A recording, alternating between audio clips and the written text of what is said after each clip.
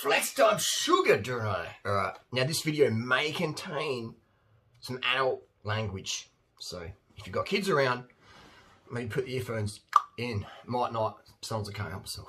Get excited. This one, sugar gives me anxiety. White sugar, the white stuff.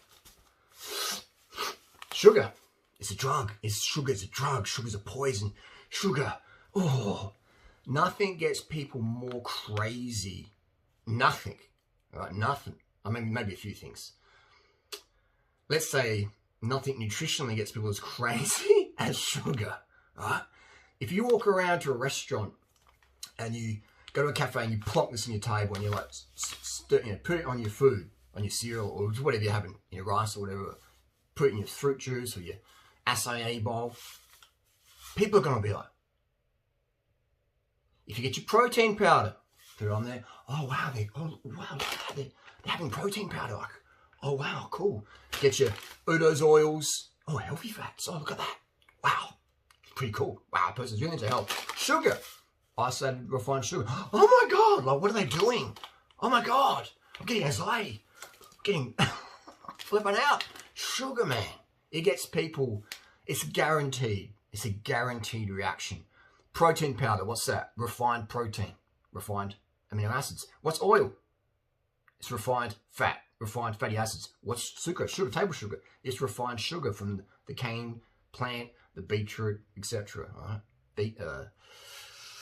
Beet sugar, which we don't really have in Australia. Australia we use cane sugar. Same, sucrose.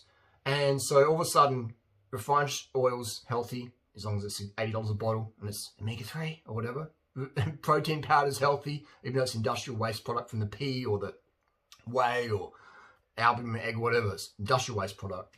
It's healthy, it's expensive. It's like, wow, status. But sugar, this cost me $1.80 Australian. $1.80, 2 kilos. Now, the topic of the video here, again, this is one of my pet subjects, so I can just ramble for hours on it. But this video isn't a diss to anyone. A lot of people write me, Harley, I had some sugar, I feel anxious. And I literally, how many people have said that to me over the last 20 odd years of sugar promotions? A lot of people. I had some dates. I felt anxious. I had some banana smoothie. I felt anxious. I had some rice. I felt anxious. I had some sugar on my smoothie. I felt anxious. It's like, yeah, because you're like, up here in your head. Sugar helps the transport of tryptophan, helps the serotonin production, it helps dopamine. It calms you. So if you're getting anxious, that's on you. That's your belief system going, oh, I'm having fruit. Oh, I'm having rice. I'm having carbs. I'm having sugar. That's just you, man. All right? Man, manette, people, girls, guys, that's just on you. That's nothing to do with this biochemically, nutritionally, biologically, whatever you're going to call it. That's purely psychosomatic. I know that because you could put some stevia or some frank sugar out there and put it on people's food and they'll still be like, oh, it's really sweet. I should feel guilty for this. Huh? Calm down. Deep breath. Chill out. Chill out. Go a bit easy on the caffeine. Go a bit easy on the stims. Better yet, if you're a person who suffers from anxiety, don't use stims.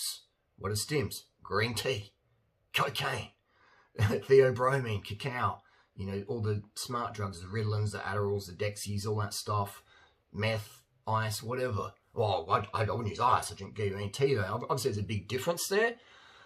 But green tea is a mild stimulant. You know, it depends on how much you have as well. So if you do suffer from anxiety, don't use stims or use them very rarely. Stims will just make you more. If you've got a bit of a brain, then that's just going to make it even worse. 100%, man, 100%. Right? So just cut out the stims. Relax. You know. If you want to boost, have more carbohydrate. Go to bed earlier. Get involved with what you're passionate about. Whenever I hear someone knock it on sugar, you could throw a bucket of water, ice water on me at 3 a.m. or 2 a.m. I'll be dead sleep, deep REM sleep, which you get enhanced when you're on a lot of carbohydrate, sufficient carbohydrate. You can throw that bucket of ice water on me, and I'll be like, oh, what's going on? What are you doing? And, you know, and a TV camera could be in there going, doing right. You sugar good or bad? And I'll be like, oh, wow, this is a good opportunity to back up sugar, you know, back up carbohydrates to really like show, you know, I'd just be so on point in that instant. That's what gets me driven. And so I encourage people in life to find what drives you, what you're passionate about.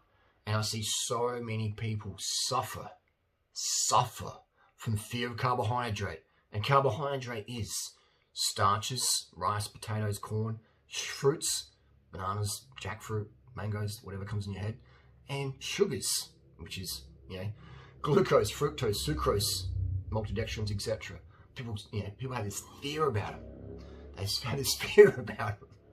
And I was there myself one time. I'd eat fruit, but I wouldn't eat rice. But like, it's pretty much the same thing, calorie-wise, glucose, protein, fat, macro-wise. It's like, and same with refined sugar. I'd drink cane juice, but I wouldn't have cane sugar, which is just a fancy way of saying it's dehydrated, evaporated cane juice. And so, so I was like making these things in my head, and I remember some people pointed out, Fred Patnard was one. I was drinking cane juice. I'm like, I don't do refined sugar. And Fred's like, hang on, back up. Harley, you're drinking cane juice. And I'm like, yeah, this is raw living enzymes. It's like, yeah, it's cool, bro, but it's sucrose, So if you don't have sucrose from here, but you have the sucrose from there, it's like, that's like saying you don't do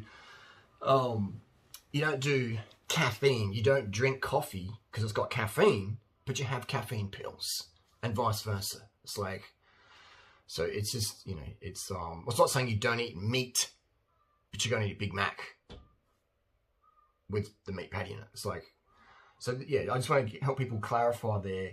The less contradictory we can be, the better we can have direction in life. So if you're going with a place of logic, you'll get a better result. So if you have anxiety over sugar, it's just 100% it's you. There's no physiological, if anyone can let me know down below, how does sugar trigger anxiety? They can't.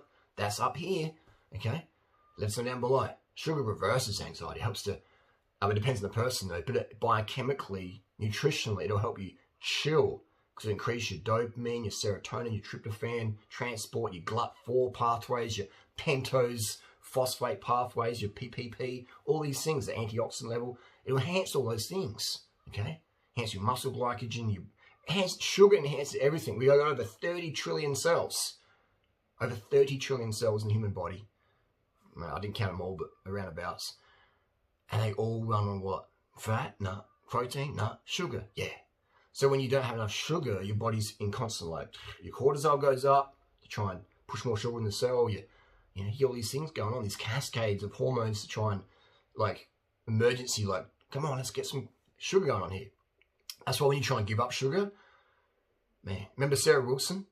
Sarah Wilson, the author, the Aussie girl, I Quit Sugar. I've been a critic of her, but in a loving way. She jumped out of a car a few years back. She was feeling so bad on her I Quit Sugar diet. She jumped out of a car. When I read that, I was like, man, like, what's going on? Like to have such a, how do you live, man, with no sugar or the fear of sugar? I shouldn't say no sugar, the fear of sugar. Even if you're having sugar, well, I have a bit of sugar, but only from riding a lot today, because if you eat too much sugar, it just gets stored as fat. So you're better off eating fat. They get stored as fat, just like that. So, my mind just goes on so many tangents because it's all just interweaved. It's like you drop in a maze in my brain of like all these questions people have, and it's just about linking them together. Anywhere in that maze I am, with the sugar maze, I can get out of it because I've had these discussions literally thousands and thousands of times. Nobody can ever show me the data or the real life example of someone getting fat on sugar long term. I'm not talking to someone who's done a yo-yo diet, crashed their thyroid, crashed their estrogen, crashed their testosterone, and then they're having, Krispy Kreme donuts and blowing out or whatever, or sneaking, chocky, whatever, behind the closed doors, or eating really good, but they're just going to gain anyway because they're in post-starvation obesity. That's not sugar's fault. That's like smashing your car into a wall, walking out of the car wreck, and then some kid comes with a brick and goes, and throws it through the back window. And now you're blaming the kid for the broken car. No. All right? You crashed the car. You crashed your metabolism. All right? What happens afterwards, how quickly you repair, depends on how low fat you keep it and how many other things, exercise, etc., early nights. So yeah, but to blame sugar is just so irresponsible. It's bad for you because it crushes your life quality. It crushes people's life quality around themselves. I could never, ever date someone or live with someone or be friends with someone who is scared of sugar. And that's not me being nasty. It just means that they would be too unstable, too, you know? Just be like, oh man, what are we going there again? You're scared of sugar? I mean, the life transformations I've experienced from people up the fruit, up the carbs, the starches, the sugar, the fruits, up all those three things. All those three things, especially fruit for breakfast. I mean, that's the game changer. And it's so transformative. And it sounds woo-woo nonsense, but it's not. You know, it's logic, man. Over 30 trillion cells in the human body, and they all run on sugar. And so you're fearing sugar? That's like fearing money, and you're a banker. Like your whole business and everything runs on money, which every business does. But you know what I mean? You go to work as a bank teller and you're counting money and you're, oh, I'm scared of this money stuff. Money's really bad, you know. Imagine that. What's the quality of life you can have as a bank teller? And you're like counting money, work at the casino, oh, money's bad. Oh my God, it's on my fingers. Oh my God. Working as a stripper, people are just making it rain over. Oh my God, money's touching me. I don't like this. This is bad. Sugar, oh no, that's sugar. My body runs on sugar. I need money to live. Money's bad. Crazy, man. Crazy. Now, money and sugar are totally different things, but you get the analogy. So, that's the deal, man. It's just in your head. It's 100% in your head. My chest tighten up. I had a guy one time, back in the day, a friend, and this is probably 15 years ago. We played a prank on him. We gave him sultanas. And he's like, I don't want any sugar on there. Just raw sultanas. And then we said, yeah, there's no sugar on them. And he's like eating the sultanas. He's like eating them one by one. He's like, this is pretty sweet. These are pretty sweet. And we're like, yeah, actually, there is sugar on them. And he's like, he's just freaking out, man. He's like, I don't want sugar. And he's trying to spit them out and stuff. And we're just like, oh my God. We were laughing. And we're like, hey, no, there's no sugar on them, man. You know, there's no sugar on them. And he's like, no, I don't believe it. And we took it, I don't know how long it took us, but it took us ages to convince him there was no sugar on the sultanas, man. But he was having this, like, you know, this episode. And it was hilarious at the time. Probably not so fun for him. But, you know, fast forward 15 years, he would have a laugh about it as well. You know, and so I've been there, done that. I'm not some noob who's picked up a book and read it and go, this is how it is. And there's nothing wrong with that.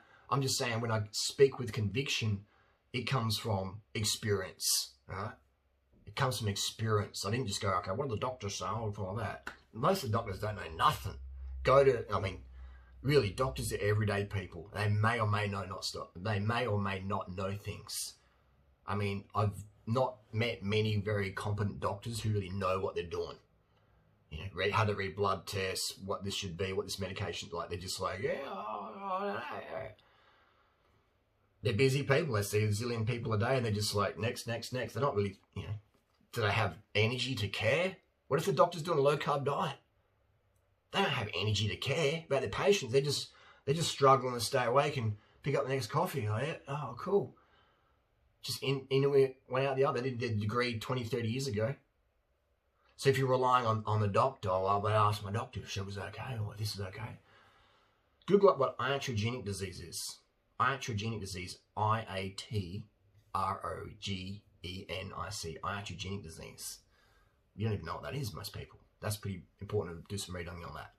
So, no, I'm not saying doctors are bad. I'm just saying doctors ain't God, and you should always get second opinions. And above all, educate yourself with logic versus social narrative, okay? This hat, this could be a $50,000 hat with real rubies and stuff on there. Or it could be a $10 hat we got in Thailand. Depends on the social narrative. If Justin Bieber's wearing this hat, stand next to a Louis Vuitton, you know, sales rep, we'd be like, oh wow, that's, you know, because that's the social narrative. We create this social narrative. This hat's worth $50,000. But if I'm wearing it, they're like, it stinks. It's like cat piss. It's worth $2.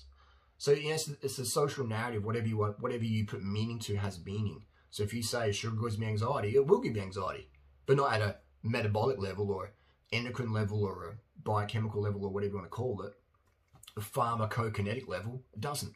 You know, it's your belief system, and that's fine.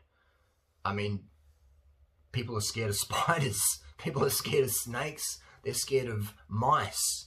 I've seen people jump up on a table, a glass table, risk killing themselves to get away from a little mouse who's scared as heck, who's just trying to run across the lounge room floor, and someone gets on a table, stands in the middle of a glass table, don't know how it didn't break. That glass table breaks, you've got shards of glass going up, you know, risk their life because of a little mousey. People crashing cars, huntsman spider on the windscreen. Ah! Snake outside the car, python wrapped around the windscreen wipers. People just driving, freaking out. All right? Snakes don't cause anxiety. We cause anxiety. Sugar doesn't cause anxiety. We cause anxiety based on that belief system. So, and how anxiety works, anxiety is inbuilt in us. Right? It's normal, it's natural, it keeps you alive. Anxiety helps you seek out what's dangerous, how to move away from that, etc. Helps you scan the situation. Is this safe? You know, I'm worried about that fence falling down. Anxiety is good, man.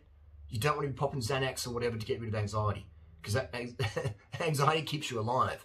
But you want to use anxiety wisely, just like your muscles and your fists. Or you don't want to be punching people in the chops walking down the street because you disagree with them. You'll be in prison. But your fists can be good for self-defense. They can be good for, a bit of stress relief punching bag. So anxiety is important. You've got to have anxiety. You don't want to numb anxiety. You want to use it so you win. So if you've been educated, brainwashed, sugar's bad, fruit's bad, rice is bad, I'm going to get anxiety from that, then you for sure, you'll have that issue. If someone put meat in my food, I would feel anxiety because I don't eat meat. And I'm like, oh, fuck, I eat meat, And I'll start to think, the concept of eating meat repels me. I wouldn't be like, oh, okay, that's all right. I just like, that was a chicken. I like chickens. They're cool animals. I would get anxiety from eating some meat accidentally. If someone put it in there and tricked me and said, that wasn't tofu, it was meat. I'd be like, I get all this feelings of like, So that's the same with sugar, all right? The meat can't cause anxiety. I cause anxiety. Sugar can't cause anxiety. You bring it on yourself, okay? So, but meat, there's ethics, there's morals, there's religious things, there's health, there's all sorts of reasons people don't want to eat meat, okay? And that's fantastic. We don't need to eat meat. But sugar, the body runs on sugar. So fearing sugar is like fearing oxygen. It's stupid. It's stupid. It's like fearing a glass of water. Like, it's just dumb. Fearing sugar, you should only fear sugar if you're walking along the street and a big truck full of sugar goes to dump it on you and it's going to be 4 tons and it's going to crush you. Then that's when you should fear sugar, okay? Then run and put it on video and send it to me so I can make money off that. But that's the dealio there. Sugar's everything, man. My life totally changed when I lost the fear of sugar. I lost the fear of rice. I lost the fear of fruit. My life transformed instantly. All of a sudden, the world was more colorful. It's more real, and everything works better on sugar.